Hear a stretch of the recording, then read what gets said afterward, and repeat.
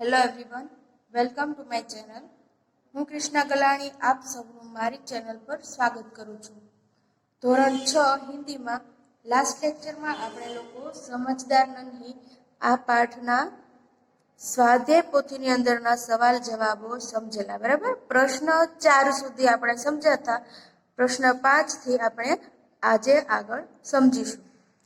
प्रश्न 5 है, निम्नलिखित वाक्य किसने किससे कहे है. तो આપણે લોકોએ વાક્ય કોણ કોને કહે છે તે ખાલી જગ્યામાં લખવાનું છે. સૌથી પહેલું વાક્ય છે, माँ मैं उसकी गंदी आदत छुड़ाकर रहूंगी. તો આ વાક્ય કોણ બોલે છે? નન્હી બોલે છે અને તેની માને કહે છે. એટલે આપણે પહેલામાં લખવાનું છે, નન્હી ने माँ से कहा. ત્યાર પછી બીજું છે, क्या करूं डंक मारना मेरा स्वभाव है. तो आ वाक्य बिच्छू बोले छे अने नन्ही ने कहे छे, એટલા માટે બીજે ખાલી જગ્યામાં લખશું, बिच्छू ने नन्ही से कहा. ત્યાર પછી तुम यह गंदी आदत छोड़ दो नहीं तो मुसीबत में कोई तुम्हारी मदद नहीं करेगा. તો આ વાક્ય નન્હી बिच्छू ને કહે છે, એટલા માટે આપણે ખાલી જગ્યામાં લખીશું, नन्ही ने बिच्छू से कहा. ત્યાર પછી છે, ભલાઈ કરના મેરા સ્વભાવ હૈ. આ વાક્ય પણ નન્હી બિચ્છુને કહે છે. બરાબર, એટલે ખાલી જગ્યામાં આપણે લખવાનું છે, નન્હી ને બિચ્છુ સે કહા. ત્યાર પછી મેં વચન દેતા હું કે અબ મેં કિસી નિર્દોષ જીવ કો ડંક નહીં માरूंगा.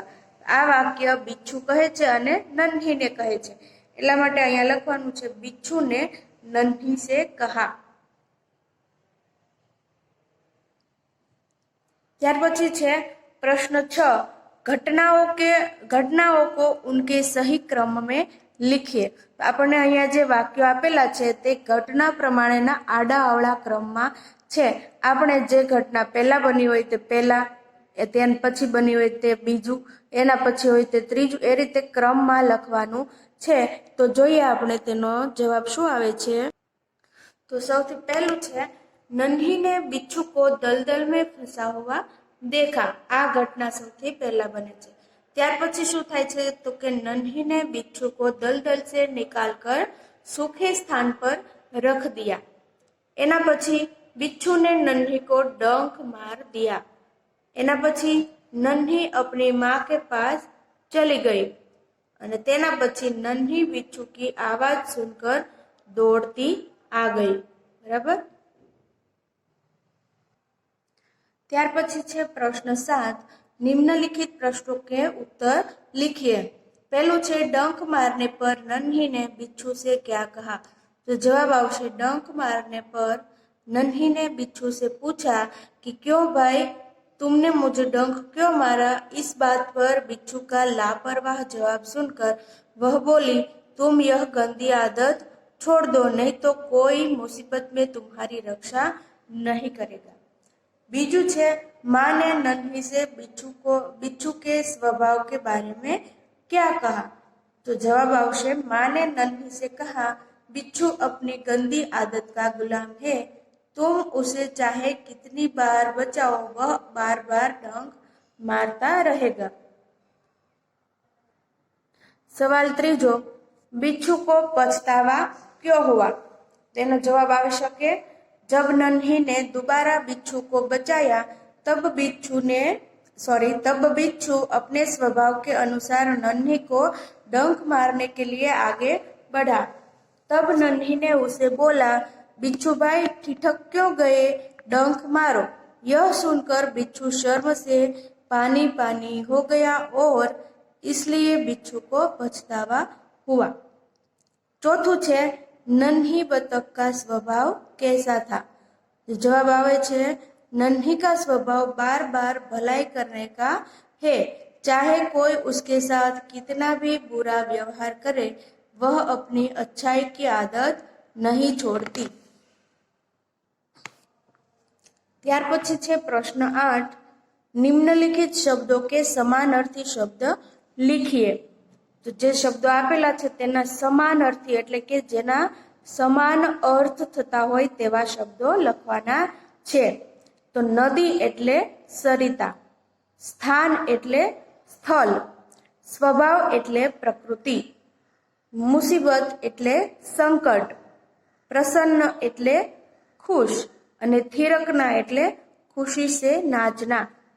ત્યાર પછી છે પ્રશ્ન 9, निम्नलिखित शब्दों को शब्दकोश के क्रम में लिखिए। बिच्छू, नदी, शैतानी, डंक અને મુસીબત। આમાંથી શબ્દકોશના આધારે સૌથી પહેલું આવશે ડંક, ત્યાર પછી નદી, ત્યાર પછી બિચ્છુ, ત્યાર પછી મુસીબત અને પછી શૈતાની। હવે પ્રશ્ન 10, निम्नलिखित वाक्यों में उचित विराम चिन्ह का प्रयोग करके वाक्य फिर से लिखिए। तो આપણે આમાં વિરામ ચિહ્નો મૂકવાના છે। પહેલું છે બિચ્છુ બોલા, નન્ही बहन आज तुम जीत गई। તો જવાબ આવશે બિચ્છુ પછી યોજક ચિહ્ન, બરાબર। જ્યારે કોઈ વ્યક્તિ બોલતું હોય ત્યારે કયું ચિહ્ન આવશે? યોજક ચિહ્ન। પછી વાક્ય બોલે છે એ આખું વાક્ય અવતરણ ચિહ્નની અંદર આવશે। નન્ही बहन आज तुम जीत गई, બરાબર। પણ નન્ही बहन આટલું બોલીને આશ્ચર્યવાચક ચિહ્ન આવશે। એટલે આખું વાક્ય થશે બિચ્છુ, યોજક ચિહ્ન, અવતરણ ચિહ્ન, નન્ही बहन, પછી વિસ્મયવાચક ચિહ્ન એટલે કે આશ્ચર્ય ચિહ્ન। આજ તુમ જીત ગઈ પછી પૂર્ણ વિરામ અને ત્યાર પછી યોજક ચિહ્ન જે આપણે શરૂ કર્યું હતું તે પૂરું કરવાનું છે। ત્યાર પછી બીજું છે ક્યો ભાઈ तुमने मुझे डंक क्यों मारा। તો તેનો જવાબ આવશે क्यों भाई तुमने मुझे डंक क्यों मारा प्रश्नार्थ चिन्ह। ત્રીજું છે बिच्छू भाई ठीठक क्यों गए डंक मारो। તો એનો જવાબ આવશે बिच्छू भाई ठीठक क्यों गए प्रश्नार्थ चिन्ह डंक मारो पूर्ण विराम। चौथું છે भलाई करना मेरा स्वभाव है। तो जवाब आवશે भलाई करना मेरा स्वभाव है पूर्ण विराम। પાંચમું છે बहन मुझे बचा लो।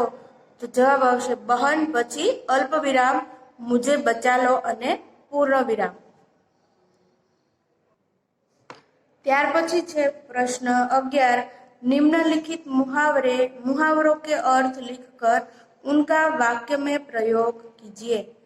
પહેલું છે અનસુની કરના એટલે એનો અર્થ થશે ધ્યાન ના દેના। એનો વાક્યમાં પ્રયોગ આ રીતે થશે आजकल बच्चे माता पिता की बात अनसुनी कर देते हैं। એટલે કે આજકાલ બાળકો માતા પિતાની વાત પર ધ્યાન દેતા નથી। બીજું છે शर्म से पानी पानी होना।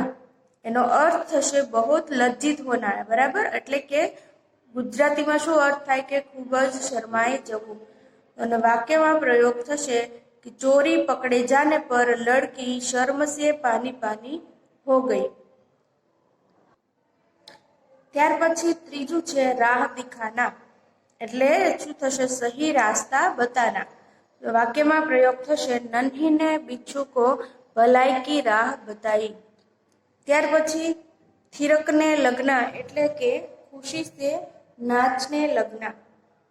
वाक्यમાં प्रयोग થશે घूमने जाने की बात सुन बच्चा थिरकने लगा, बराबर। અહીંયા આપણો પાઠ 3 સમજદાર નન્હીનો સ્વાધ્યાય પોથીમાં સવાલ જવાબ પૂરા થાય છે।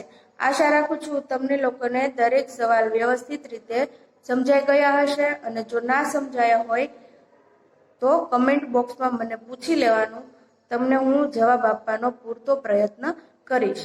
મારો વિડીયો પસંદ આવે તો લાઈક કરો, તમારા મિત્રો સાથે શેર કરો જેથી તેમને પણ માહિતી મળી રહે અને મારી ચેનલને સબસ્ક્રાઈબ કરો। Thank you.